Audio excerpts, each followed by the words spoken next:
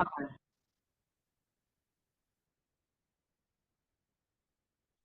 Morning, everybody. Welcome to today's presentation. I'm putting some information for you in the chat right now.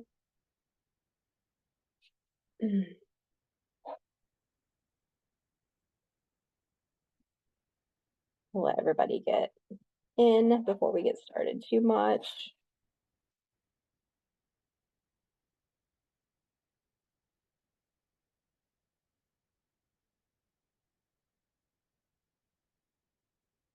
Hey, welcome, welcome, welcome.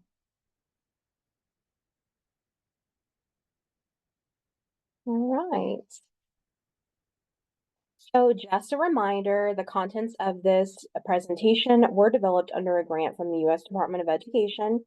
However, the contents don't necessarily represent the policies of the U.S. Department of Education, and you should not consider this an endorsement of the federal government. We do have a new project officer, Dr. Anna McDonaldin. Please remember that Family Matters is not a legal service agency. We don't provide legal representation or advice in any way, so no information we share with you should be misconstrued as legal advice. Today's webinar will be recorded, and the recording will be available on the Family Matters PTIC website following the presentation. Please use the chat box at this time to state your name and your title and organization. So I would say I'm Abby Mars. I'm an educational support coach for Family Matters, or I could say I'm Abby Mars. I'm a parent, or I'm Abby Mars, a self-advocate, caregiver, or professional. Try to utilize the Q&A box for questions. If we have time at the end of the presentation, we will address those. And please help us by completing that brief survey after our presentation. It does help us with our funding and for our grant requirements. A copy of the presentation slide will be emailed out along after the presentation, but there's also a link in the chat. So Parent Training and Information Centers, or PTICs, are federally funded organizations that provide free support and training and information to families of children with disabilities. These centers are authorized under IDEA, or the Individuals with Disabilities Education Act, to help parents understand and navigate the special education system. PTIs serve children of all, serve families of children from birth to age 26 and offer assistance in a variety of formats, including workshops, one-to-one consultations, and online resources. So in Illinois, we have two PTICs. Family Matters Parent Training and Information Center is the center I am employed by. We serve individuals in 94 counties in the state. And then we also have Family Resource Center on Disabilities, and they serve the counties surrounding the Chicago area. So there is a hyperlink in this document, as well as more information about how to contact your parent center on our website.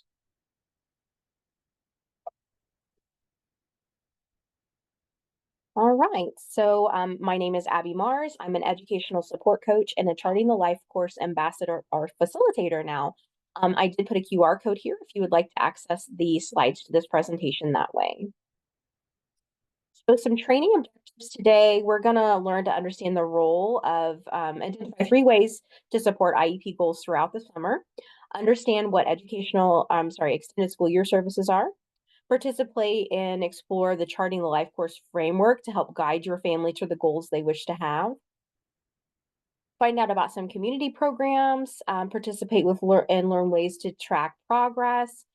So lots of things we're going to learn during this presentation. So I know I was a parent that really worried about my child losing some progress or regressing over the summer. The first few weeks are great. Everybody gets to sleep in. Not my kid. He was very routine oriented. But the first few weeks are usually, pretty laid back. But after that, my kids started to get bored. I started to get bored. So we thought we'd put together this presentation and just talk about some ways you can continue that learning over the summer. Many families do worry about their child's regression over the summer. However, the summer is full of opportunities to practice learning. We explore ways to navigate IEP goals into our daily life and community activities. So the first thing we want to do, it's important to understand what your child's IEP goals are. Review them with your child's teacher before the summer break. And this is a perfect time to ask, I don't quite understand what this goal means. What is the foundation of this goal? What are we trying to improve with this goal? And then identify which goals you and the teacher think need to be prioritized over the summer for continuing work. For older students, ensure that the goals align with their long-term aspirations as well. So, Charting the Life Course framework is a framework that Family Matters Parent Training and Information Center is now adapting into all aspects of our trainings and our programming here at Family Matters. It's a great way for you as a family unit to look at the goals you want to have for your student and for your family and make a path of success to those goals. So, it's important to understand that your I'm sorry, it's important to understand that your child's IEP goals are for their future. Reviewing them with your teacher before the summer break will help identify those goals. This framework encourages families to look beyond academics and consider all aspects of life. So what does the student's good life look like? How many summer activities support their future goals? Just a little bit about extended school year services. We just did a presentation on this last month. There's a link here, or you can find it on our YouTube page. So some students may qualify for ESY services, which extend education beyond the typical school months. Um, any student could possibly be eligible for this if they have an IEP. This is an IEP team decision where we sit down and talk about your student's progress towards the goal and any regression we've logged in the past. So again, for more information about ESY services, you can watch this little video. It's important to remember that ESY, or extended school year services, are part of the Individuals with Disabilities Education Act. So every district must have some type of ESY program. The trick is seeing if your student is eligible for it because they've shown regression or lack of progress after returning from summer break or longer extended breaks. So for more information about that, just follow the link and watch our video from last month. So everyday activities provide natural learning moments. Like cooking together reinforces reading, math, and life skills. Grocery shopping offers budgeting and social practices. Give our children specific responsibilities to help with this independence. You could take that even further. This might be a good time over the summer for your student to learn about their healthcare needs, who their doctor is, how they make those appointments, what medication they make, and how they order that medication from the pharmacy. You can also, this is just daily things that you do. Do we tidy up the house? And how did dad develop this cleaning schedule? And how do we follow this cleaning schedule? So these are just daily things that we do every single day. That we can have our kids really embed into that routine, and they're doing a lot of these things themselves. I love that the Charting the Life course framework shows us how to our students to find the importance of it. So why do I make a grocery list? I make a grocery list because we need meals to eat and I need to budget. And it can show them exactly the importance, and then they learn those skills along the way. Let's talk about some literacy and math practices in daily life. So I've put a great resource from pbs.org down here. But encouraging reading and writing in ways that feel natural are great to do over the summer. So have your child read signs while you're traveling, or help budget on summer trips. Keep summer journals and that helps to give reflection. I like to give my kids a couple books to read over the summer that are super, super fun books to their interest. And then it's really easy to get online and ask, an AI feature or maybe even accelerated reader. Help me identify 5 key questions to ask my kids about this book, so I know that they grasp the material. You can even read the book together out loud. And I know this is hard because we all have schedules, we all have work and things, but reinforcing these skills over the summer and presenting learning in a fun way is great. I love cooking for math. I'm not a good fractions person. I have a specific learning disability related to math. So when I started to realize how much I was already learning those math skills by cooking, this is great. So these are definitely some ways you can help with those skills. Social and communication skills, so play dates, if you have neighbors close by, friends in the area, community activities. Most communities post some type of community calendar. So look into that. What activities is my area offering? Role-playing conversations with family members, so practicing those scripts. We have some great social skills curriculum available on our website with little interactive presentations that you can practice with your kiddos. Or they could even practice ordering food at a restaurant. They could call 5 businesses and ask for their operating hours. These are great ways for our kids to practice those social skills. Motor skills and development. So play with Legos, draw and paint, play on the playground. And most playgrounds are designed to really incorporate some gross motor and fine motor activities into them. So these are natural things your kids are going to want to do over the summer anyway. Maybe go swimming, take swimming lessons if you can. Um, but really, to get those bodies moving. Again, there's a resource here at the bottom. Self-advocacy and independence. So teach children to express their needs and make choices. Maybe use visual schedules that can promote independence in daily routines. So I think it's very important all year long, it's not during the summer, that we practice self-advocacy with our kiddos. And they do that naturally. You could say, Brian, do you want a peanut butter sandwich or do you want a grilled cheese for lunch? And when Brian makes that choice, encouraged Brian that that was a good choice to have and why it's important for him to share what he may want for lunch that day. This will teach Brian that it's okay to ask for things that he needs or that he prefers in a very natural way. Community activities and clubs. I'm a big activities and clubs parent. I do have high support needs children, so I made sure that I found organizations that supported that within my community. But look into your community, like social media, Instagram, Facebook is always advertising some type of community club. Is it 4-H? Is it a YMCA summer camp that's near you? Some YMCA's even embed inclusion into their curriculum. Some YMCA's have even separate departments that help with disabilities and how to incorporate children into their programming. Scouting America is another example. Scouting America promotes inclusion in most. So for me, I'm in the Greater St. Louis Area Council District. We have a special needs department. We focus on special needs scouting and inclusion. So also community resources like the public library, maybe the historical society. These are great ideas to try to get your kids along with to be with other children during the summer so you're not so isolated, and maybe even you to find a connection with other parents too. Technology, of course. So there's lots of educational apps and online games. I love to know what my school is utilizing for this. Most schools buy year-round contracts to MobiMax or IXL Math or Bookshare, all of these things.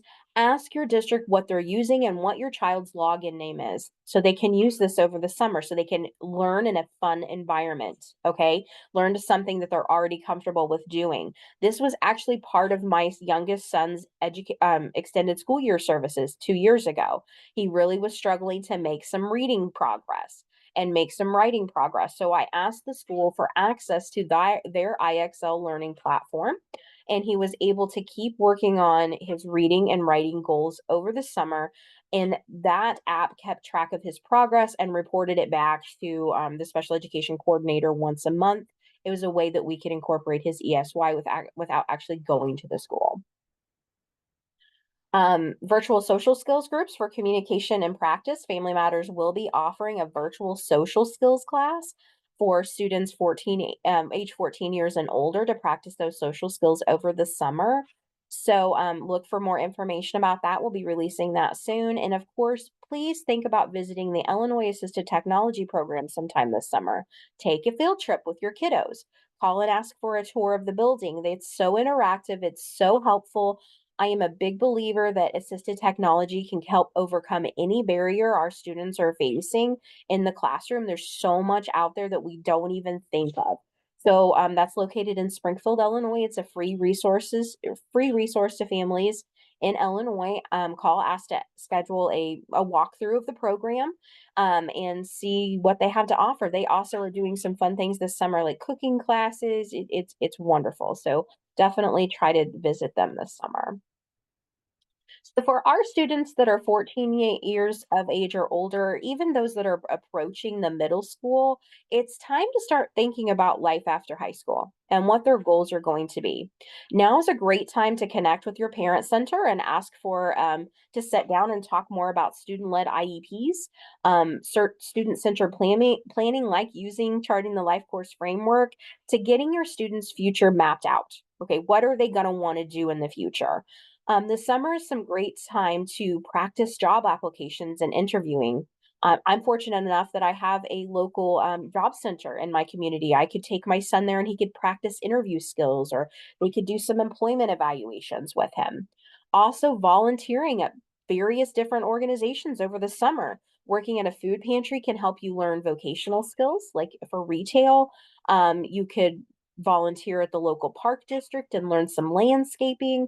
So there's great opportunities for those transition age kiddos to start working on some vocational skills. It's always important to explore local colleges, vocational training programs, or trade schools. So, think about what you want your kiddo to do in the future. Is he going to need to use the job network in the community, your adult service provider, like a sheltered workshop? This is a great time to go explore that. They're doing fun things this summer. He can get a good feel for what it's going to look like, and you can help to make the decisions of what you want him to do in the future.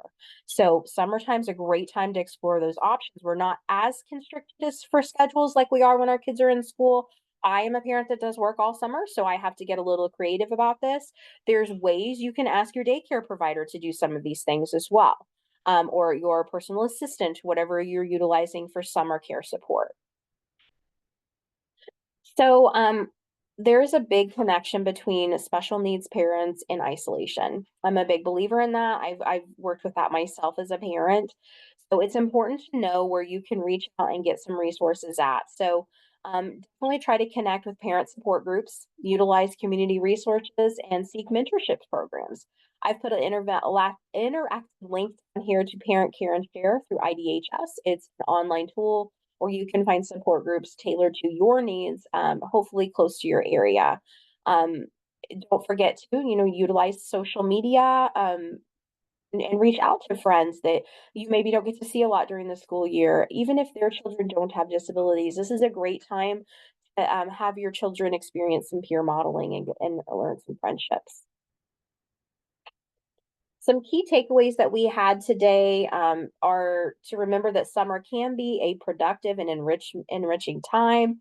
Engage in those natural learnings as much as you can and take advantage of community resources.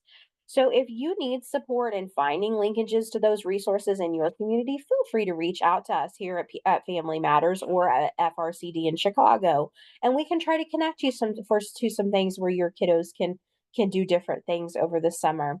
I know daycare can sometimes be hard to find for our students with disabilities. We do have some resources on helping you navigate that path. Not a lot, unfortunately, but we do have some, and we'd be more than willing to share those with you. I've put some more resources here in on this. So understood.org, the Illinois State Board of Education, of course, us, YMCA camps, 4-H, Special Olympics is also a great one to take part in over the summer. Scouting America, so beascout.org, and of course the Charting the LifeCourse framework. I would like to remind everybody taking this training, whether it be live or a later time, to use this link with the QR code and take the survey attached to this presentation. You also, when exiting the Zoom, will be asked to take a small survey. Okay, so at this time, I'm going to stop the recording and we will take some questions.